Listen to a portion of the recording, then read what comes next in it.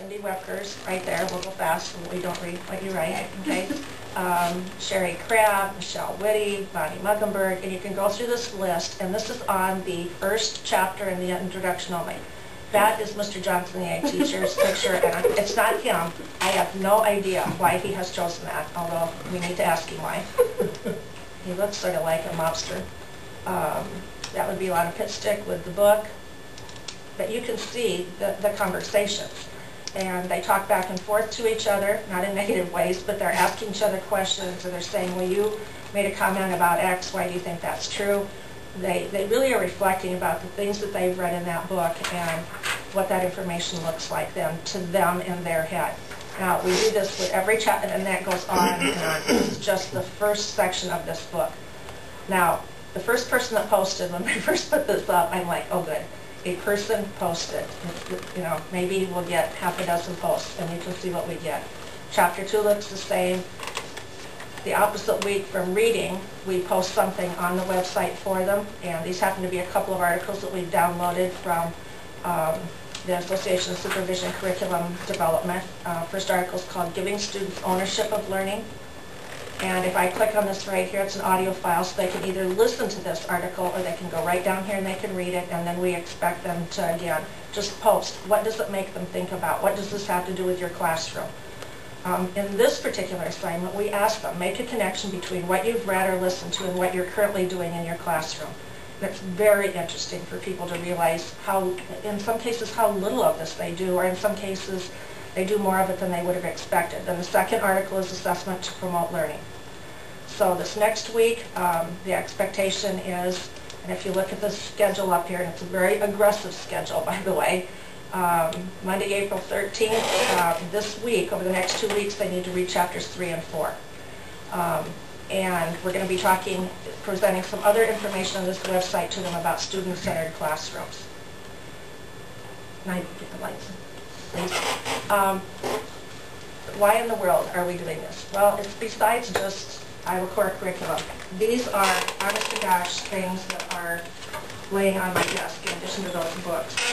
A magazine called Converge, Strategy and Leadership for Technology and Education, where science defines global competitiveness. It talks a lot about schools and we teach science by sitting and reading a textbook, how little hands-on activity there is, particularly in elementaries and even at the high school level, how little lab experience kids have. An article that I'd opened up called Leadership and Innovation.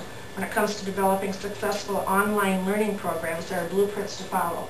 We have teachers working with a piece of software called Moodle, and they're developing their current courses into online courses so that in the next school year, if my schedule doesn't work for me to take business law, the only period business law is offered, I can take it online in another way. It's the same course with the same teacher, and she might be somewhere else doing something, but I can still take the course. Using online learning for at-risk students and credit recovery. Credit recovery by online courses is a topic that will come up from the DE very soon to public schools. Creating global classrooms. And this whole issue of ed leadership is Literacy 2.0. What sort of reading and writing do students need to be able to do in the current environment that we live in? So we are in the infant stages of talking with and working with our staff, and you will hear conversations by staff members. Some will be supportive and some will maybe not be because it's changed for people. But the ways that we're currently teaching get us about 75 to 80% of our students to be proficient. And engagement is an issue for students. Some of our most at-risk students have the least engagement in school. So that's an endeavor throughout our district. And it will be interesting after those 2 days this summer to bring to you what that vision looks like of 21st century learning in East Bath County schools, because our intention is to really personalize it to our district. Do you have any questions related to what I just showed you?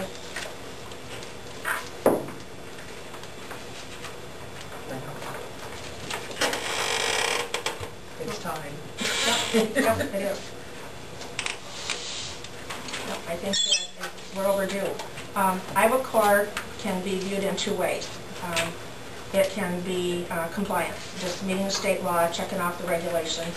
That would be, compliance is one way to look at it, and we've chosen to look at it as a commitment to student achievement. And it's a good avenue for us to really walk into some change in our school district that I think will be exciting for students and really will be exciting for teachers and embrace it as well. So you'll hear more from us about that. I think that's all I have for a report.